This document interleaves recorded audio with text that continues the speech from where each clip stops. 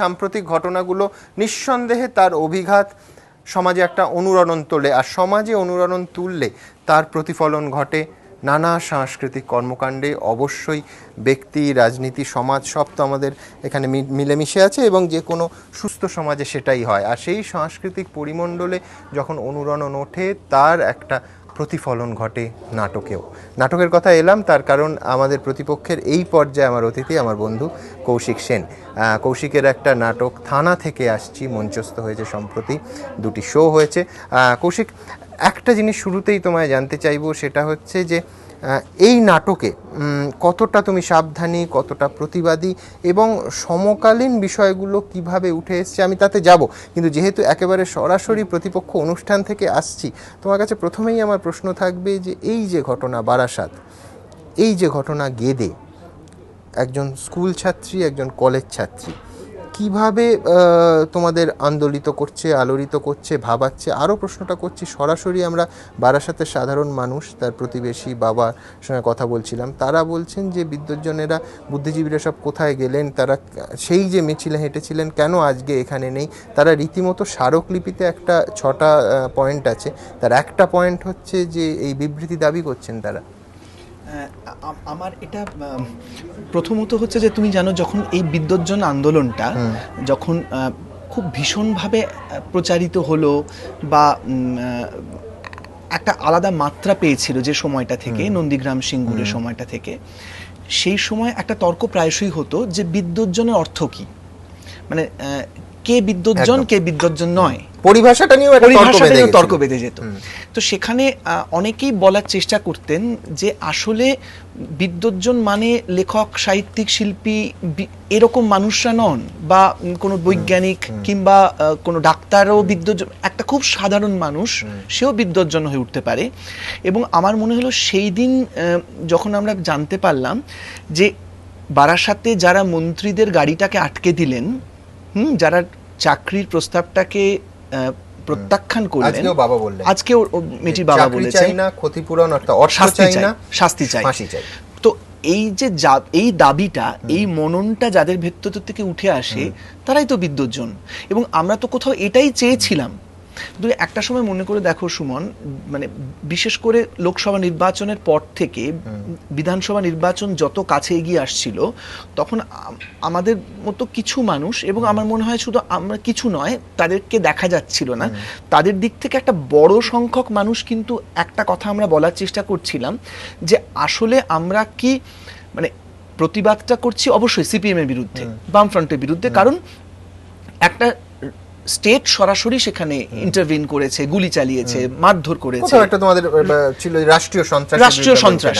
কিন্তু শুধুই কি রাষ্ট্রীয় সন্ত্রাস নাকি ঘটনাটা, মানে অর্থাৎ আমরা মিছিল করছিলাম, আমরা রাস্তায় যাচ্ছিলাম, আমরা বিভিন্ন জায়গায় ছুটে যাচ্ছিলাম, সেটা কি শুধুমাত্র সিপিএম এর বিরুদ্ধে নাকি আমরা ঘটনাটার বিরুদ্ধে?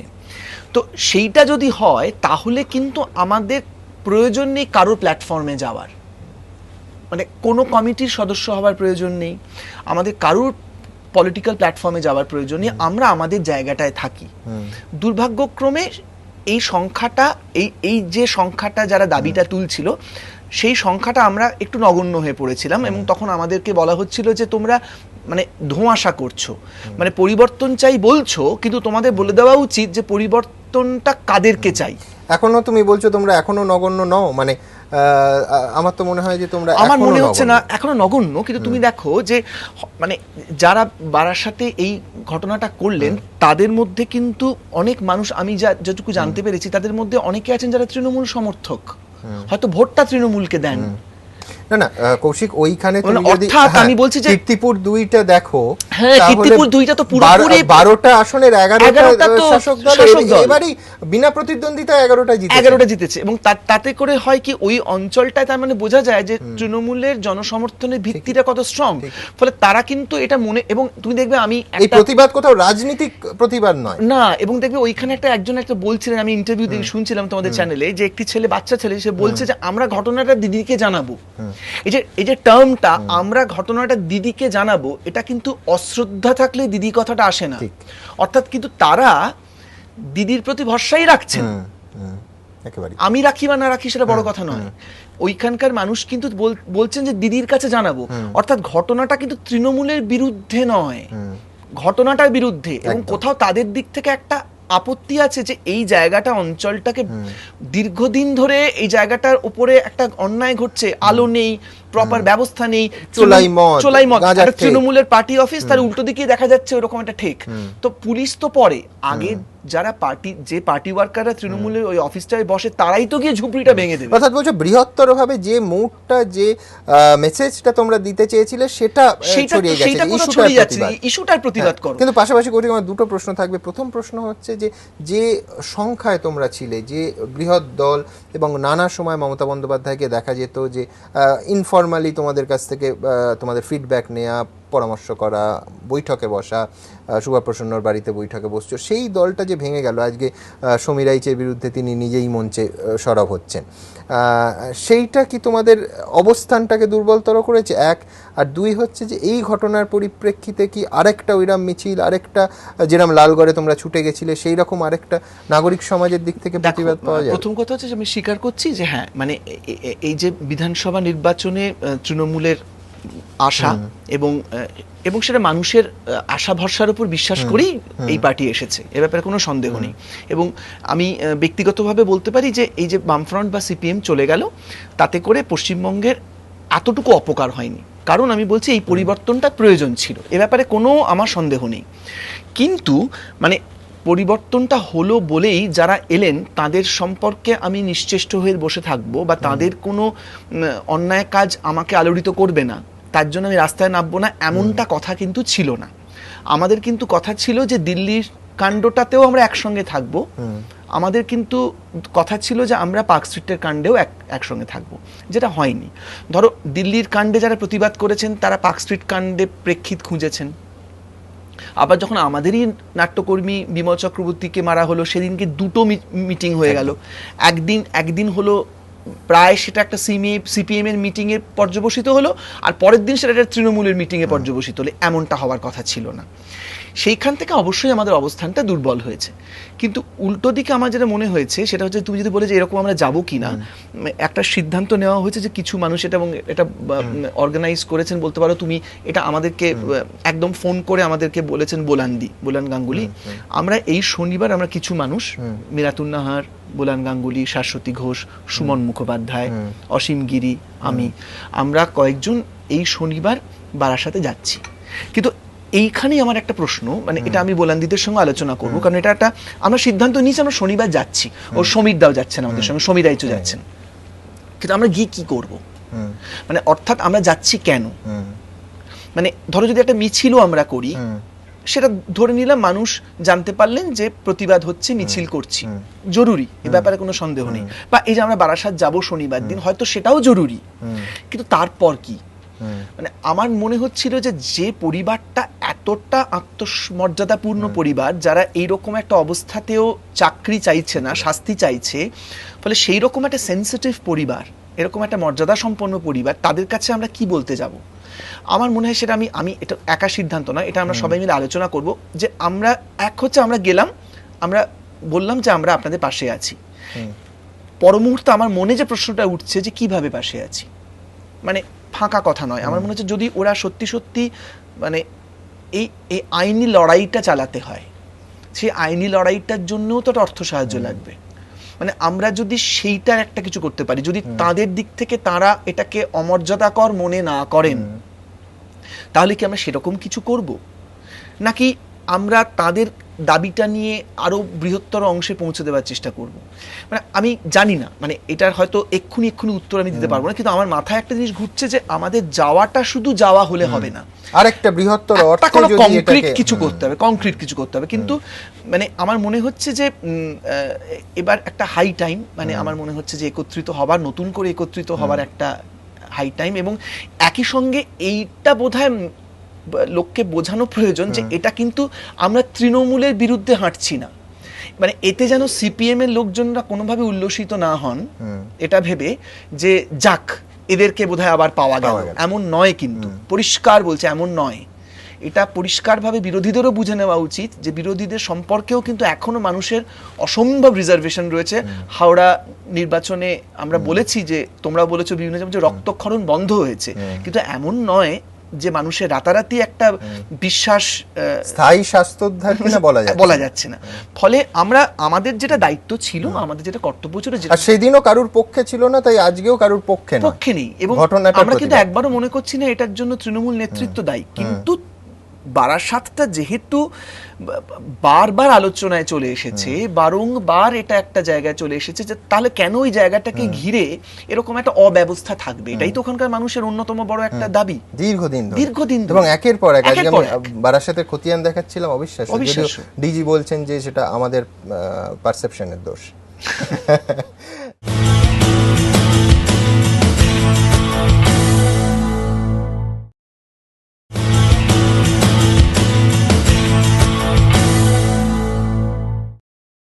কৌশিক, ওই যে দেখছো ওদের বাঁদিক থেকে বলছি, খুল্লতাত, মন্ত্রী, সাংবাদিক, দর্শক, স্পন্সরার। তুমি মঞ্চে যে ভানুমতির ম্যাজিকটাই করো না কেন, ওরা না থাকলে তোমার রূপ মিথ্যা, তোমার শব্দ মিথ্যা, তোমার সব সব সব মিথ্যা। ব্রাত্য বসুর লেখা। একেবারেই দর্জিপাড়ার মর্জিনারা। তুমি নিশ্চয়ই এত খারাপ অভিনয়ের আগে দেখোনি এরকম চমৎকার একটা সংলাপ।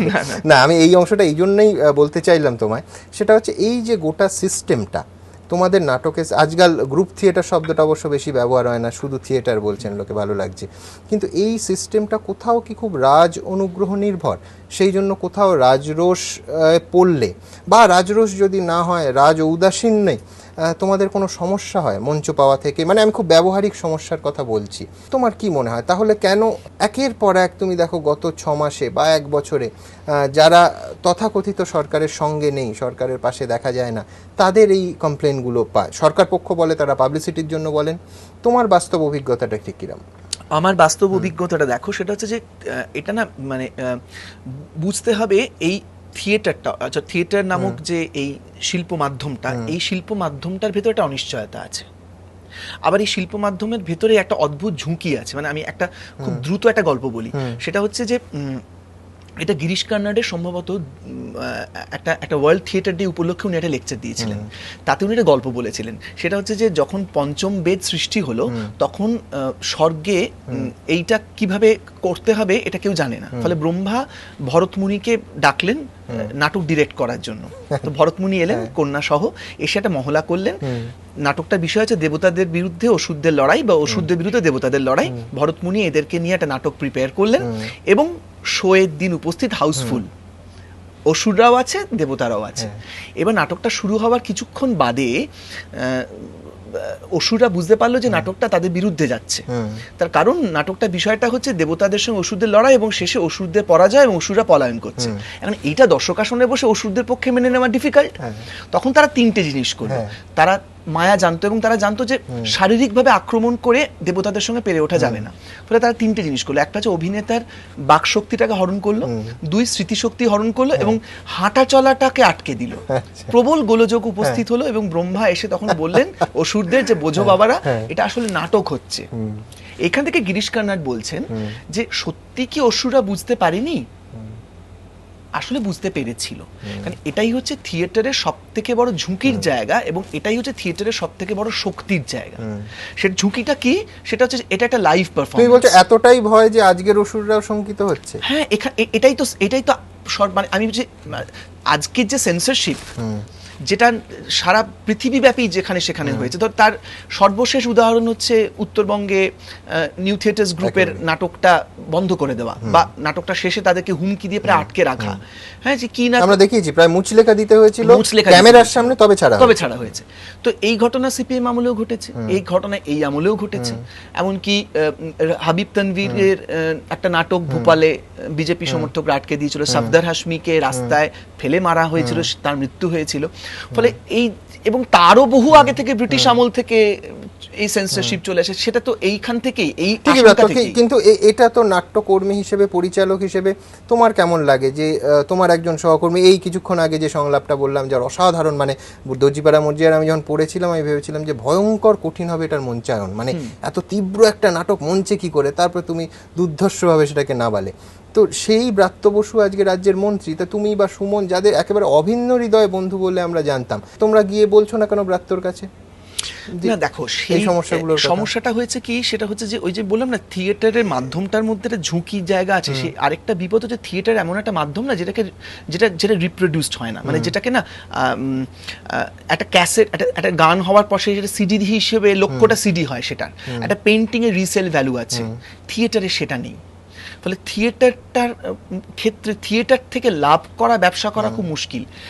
আর ব্যক্তিগত সম্পর্কে জায়গা থেকে বলছো, আমার মনে হয় ব্রাত্য খুব অনেস্টলি যেটা বলেছে সেটা হচ্ছে যে সত্যি সত্যি ব্রাত্যর পক্ষে এখন কি ব্যক্তিগত কোনো জায়গা থেকে কিংবা শিল্পের জায়গা থেকে ক্ষমতার বিরুদ্ধে প্রতিবাদ করা খুব ডিফিকাল্ট। এটা ওর একটা বাধ্যবাধকতার জায়গা, যেটা আমার মনে হয় যে একটা সংবাদপত্র নিজের মুখে স্বীকারও করেছে। না, ও এখানে এই তোমার চেয়ারে বসে বলেছিল যে প্রকাশ্যে দলের বিরুদ্ধে, তো দলের কর্মী, তার বিরুদ্ধে দলের বিরুদ্ধে কিছু বলতে পারে, কিন্তু আমি বলছি যে একদম এই শব্দটা ব্রাত্য ব্যবহার করেছিল যে নাটকের ক্ষেত্রে কম্প্রোমাইজ করতে হচ্ছে যেহেতু দলের কর্মী, নাটক দেখাচ্ছে। কিন্তু আমি ওইভাবে আমি বলছি যে এই হল পাওয়ার ক্ষেত্রে এইগুলো তো প্রেসকে বলতে হবে না, এইগুলো তো ইন্টারনাল অ্যারেঞ্জমেন্ট। তো এখানে বন্ধু হিসেবে তোমরা যদি ওর কাছে, আমি যতদূর জানি যে হল পাওয়া ইত্যাদির ব্যাপারে ব্রাত্য সরাসরি খুব একটা থাকে বলে আমি জানি না, এখন পরোক্ষ কিছু থাকে কিনা আমি বলতে পারবো না। আর এই হল পাওয়াটাও আমি বলছি আমাদের থিয়েটারে একটা খুব গোলমেলে বিষয়, মানে এটা কিন্তু দীর্ঘদিন ধরে চলে আসছে। মানে ধরো আমি যদি এটাকে নিয়ে কমপ্লেন করতে চাই বা ইস্যু করতে চাই, আমি করতে পারি।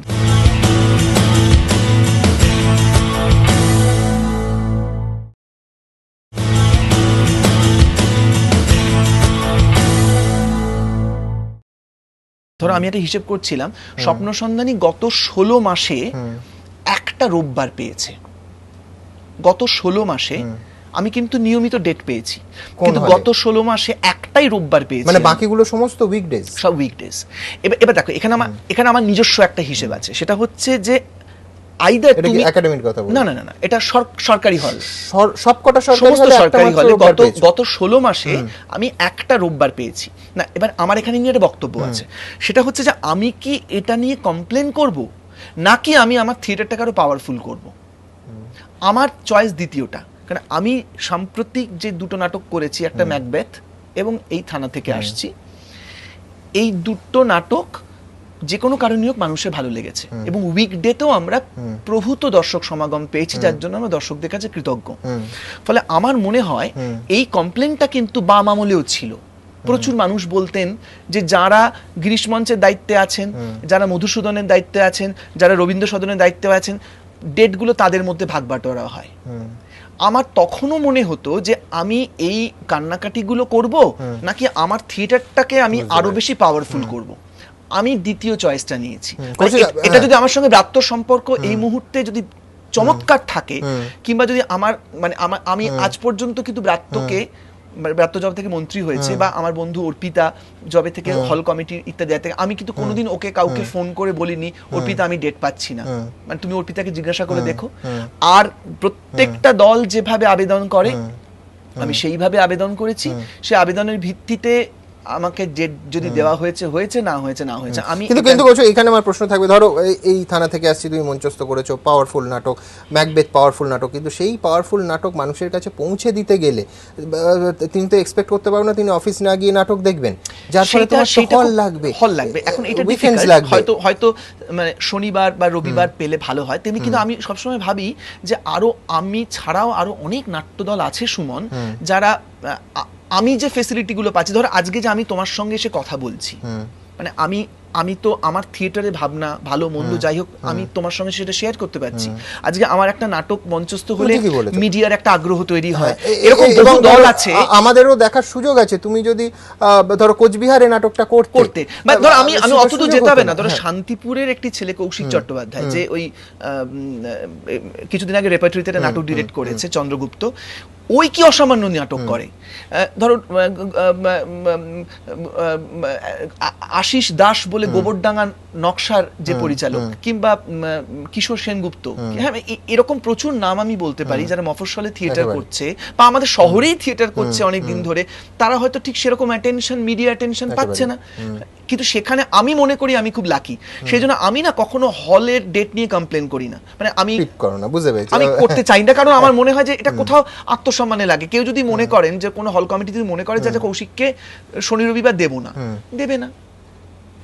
কৌশিক, এই নাটকে আসি, এই থানা থেকে আসছি নাটকে, এটা তো অজিত গঙ্গোপাধ্যায় পুরনো, এরপরে দুটো চলচ্চিত্র হয়েছে, 65 সালে একটা উত্তম কুমারের আর একটা বেনুদা পরম পাওলিদের 2010-এ।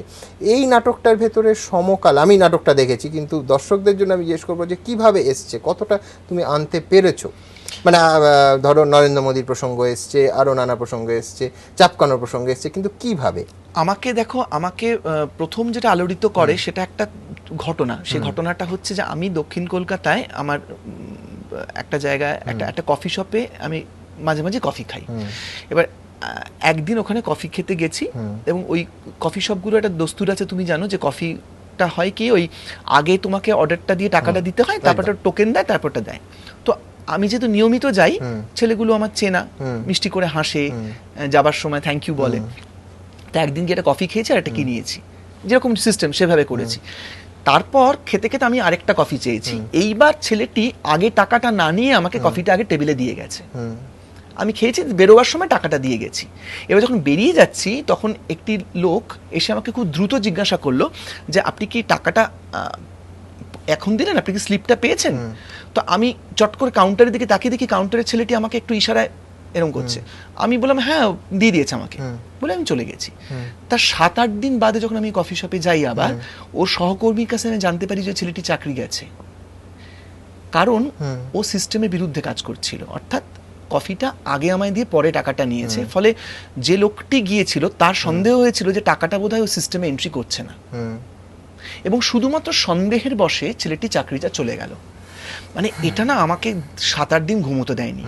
এবং তখন আমি থানা থেকে আসছি, প্রিপারেশন নিচ্ছি, এবং যে মেয়েটিকে কেন্দ্র করে এই নাটকটা, সেও কিন্তু এরকম একটি আনঅর্গানাইজ সেক্টরে কাজ করা মেয়ে। এই আনঅর্গানাইজ সেক্টর ওয়ার্কারদের সংখ্যাটা আমাদের দেশে একটা ভয়ানক রকমভাবে বাড়ছে, যাদের চাকরি থাকা না থাকা, ভবিষ্যৎ পুরোটাই একটা সরু সুতোর উপর ঝুলছে। যেটা আমি জানতাম না, যেটা ঋতুদা চলে যাওয়ার পর জানতে পারি, যে বুদ্ধদেব বসুর একটা নাটক নিয়ে মঞ্চে অভিনয়ের কথা ভাবছিলেন, কাল সন্ধ্যায়। ঋতুদা নিজে চাইনি যে আগে থেকে এটা খুব প্রচারিত হোক। আমরা প্রায় মাসখানেক রিহার্সাল করেছিলাম, এবং তখন কিন্তু ঋতুদার শেষ বিশাল সময়, আমি 1 মাস মানে টানা 30 দিন হয়তো নয়, কিন্তু ওই স্প্যানটা ছিল। এবং নিয়মিত মহলা করেছেন, এমনকি আউটডোর থেকে ফিরে এসেছেন, পরের দিন রিহার্সালে আসার কথা, আমি শুটিং এ রয়েছি, ঋতুদা আমাকে ফোন করে বলছে আমি আজকে সকালে পৌঁছলাম। বললাম আচ্ছা, আমি কিন্তু আজকে সন্ধ্যাবেলা আসছি।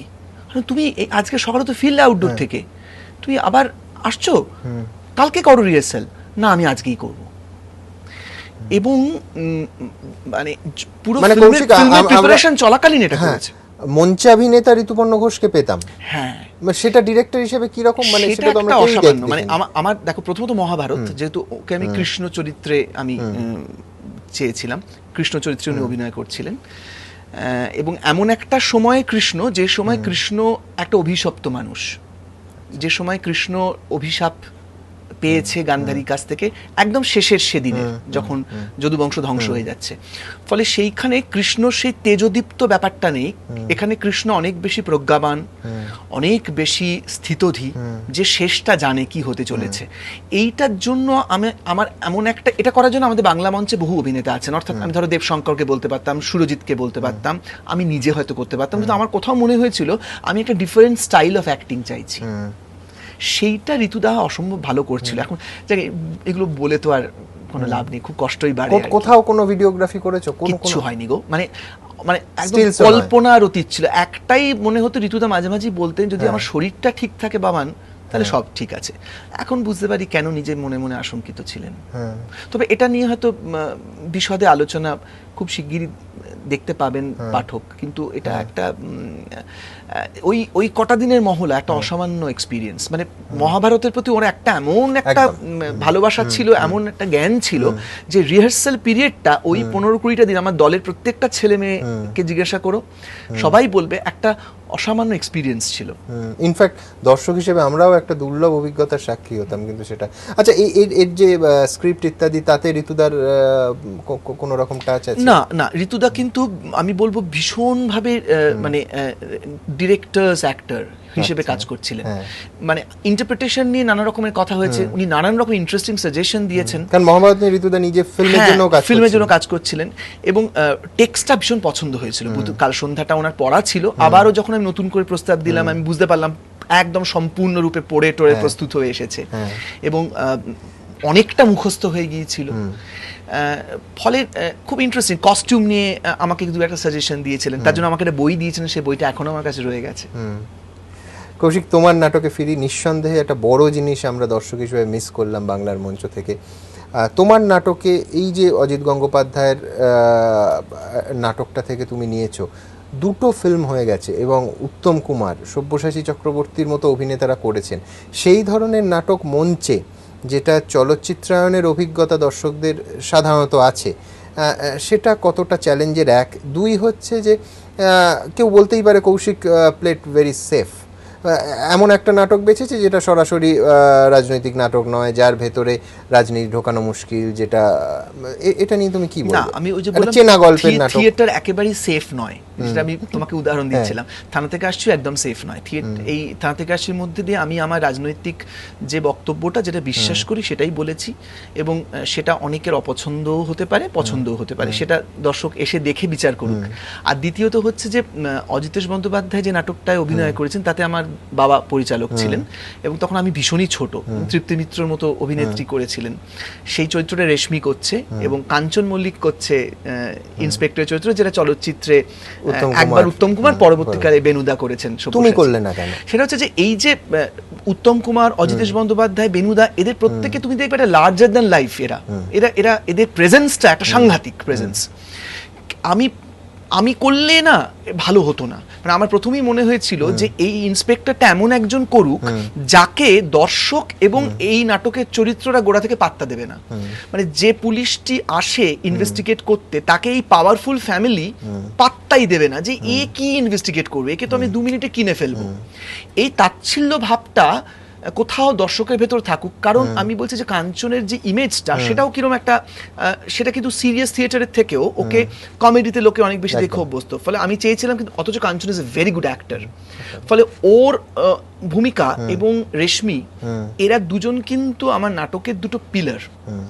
সেটা যারা দেখবেন বুঝতে পারবেন। না, ওদের কাজ অসাধারণ, নেই নিয়ে কোনো বলার জায়গাই থাকে না। কিন্তু আমার একটা মিল লেগেছে, এটা আমার দর্শক হিসেবে ভুল কিনা তুমি বলতে পারবে, যে বলরাম গুপ্ত কবিরাজ টিকটিকি নাটকে তোমার যে ব্যারাকপুর থানা থেকে আসছি, এবং তারও সংলাপটা ছিল, আমি যদি আমার স্মরণে থাকে, আমি থানা থেকে আসছি, ব্যারাকপুর থানা থেকে, তার সঙ্গে কোথাও একটা মিল লেগেছে। এটা কি ডিরেক্টরের প্রভাব নাকি? না না না, এটা ডিরেক্টরের প্রভাব না। ডিরেক্টরের প্রভাব হচ্ছে যে এই চরিত্রটাকে এইভাবে তৈরি করা, মানে ওরকম ভাবে। কিন্তু এটা কাঞ্চনের হোমওয়ার্ক। মানে কাঞ্চনের মনে হয়েছিল যে ও যেহেতু টিকটিকি নাটকটা খুব কাছ থেকে দেখেছিল, তখন ও তো আমাদের জন্মলগ্ন থেকেই আমাদের দলের সদস্য, ওর কোথাও মাথায় ছিল বলরাম গুপ্ত কবিরাজের এই চরিত্রায়নটা। সেটা বোধহয় ওর অভিনেতা হিসেবে ও কোথাও একটু কাজে লাগিয়েছে, বাঙাল ভাষাটা বাদ দিয়ে অবশ্যই।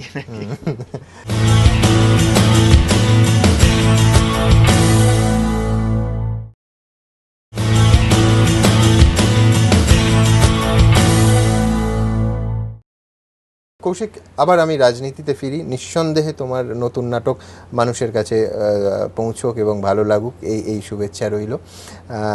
সৌগত রায় আজকে বলেছেন যে যারা বিদ্বজ্জন তারা শহরের ঘটনা হলে যেভাবে রিয়্যাক্ট করেন, গ্রামের ঘটনা সেভাবে রিয়্যাক্ট করেন না। কি বলবেন? আমি এক্স্যাক্টলি বলতে পারবো না উনি কি ভেবে বলেছেন, তবে আমি কিন্তু ওনার এই বক্তব্যটাকে খুব পজিটিভলি নিচ্ছি।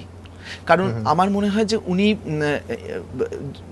তাদের উদ্দেশ্যেও কথাগুলো বলেছেন যারা একটা সময় মিছিলে পা মেলাতেন, বা একটা সময় কিছু হলেই মোমবাতি জ্বালতেন, বা যারা তৎক্ষণাৎ রিয়্যাক্ট করতেন, আর আজ কিন্তু তাদের একটা বড় অংশ নীরব।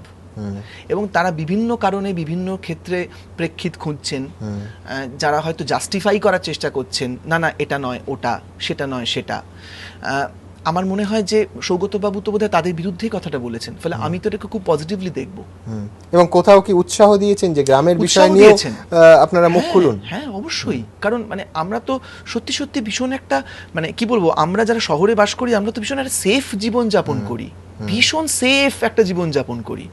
গ্রামে গঞ্জে কি হতে পারে সেটা তো সত্যি সত্যি আমরা নন্দীগ্রামের সময়, সিঙ্গুরের সময় গিয়ে দেখেছি, এবং যারা আজকে নীরব তারাও দেখেছেন, আমার থেকেও তো বেশি দেখেছেন তারা, তাদের তো একদমই চুপ করে থাকা উচিত না।